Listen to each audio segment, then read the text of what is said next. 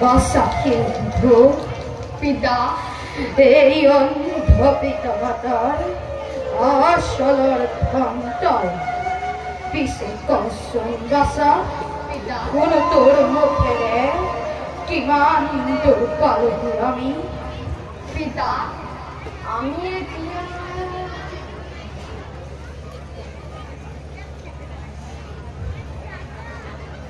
ও পিতা আমি এতিয়া অযোধ্যা ৰাজ্যৰ দক্ষিণ প্ৰান্তৰ তৃণপ্ৰিয় অৰণ্য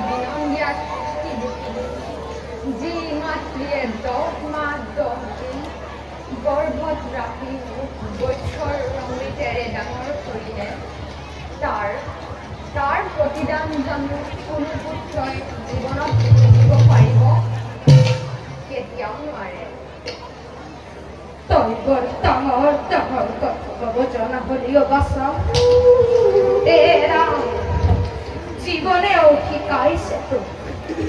যি বয়সত তোৰ লগৰীয়াই হাঁহি ধেমালিৰে জীৱন উপভোগ কৰিছে সেই বয়সত তই জীৱন সংগ্ৰাম কৰিছে ভাবিয়ে বননিয়ে ফল মূল বিচাৰিছ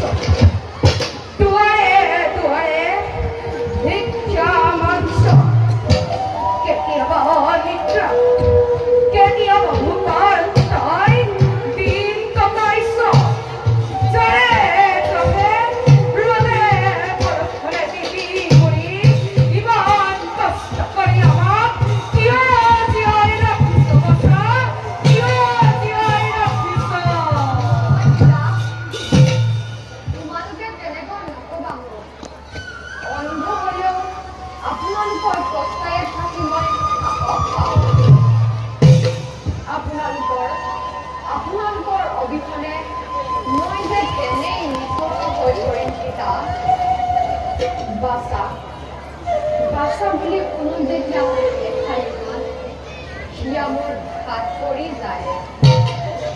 পিছে পিতা আৰু আই বাছা বলক যাওঁ আমি নিজ লক্ষ্যস্থানে বল বাছা পিছে ৰচোন বাছা পিতা তইতো কৈছিলি আমি এতিয়া অযোধ্যাৰ দক্ষিণ প্ৰান্তৰ সীমামূৰীয়া অৰণ্যৰ মাজত নাই কোনো পথেৰ মাঠ সন্ধিয়া নামি আহিল নেকি ধৰাৰ বুকুলৈ নহয় পিতা এইটো সন্ধিয়াৰ সময় পঞ্চবৰ্ষে অনাবৃষ্টিৰ বাবে হয় পিতা পঞ্চবৰ্ষে অনাবৃষ্টিৰ বাবে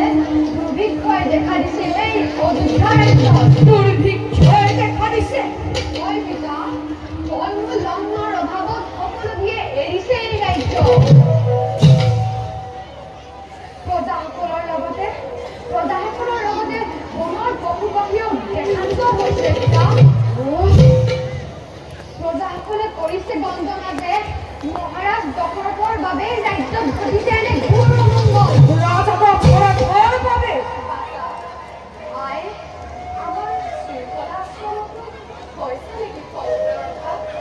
প্ৰিয়ে মোৰ শ্ৰীকলাশ্ৰমত হোৱা নাই অন্নৰ অভাৱ কিন্তু মনত লাগিছে বেজাৰ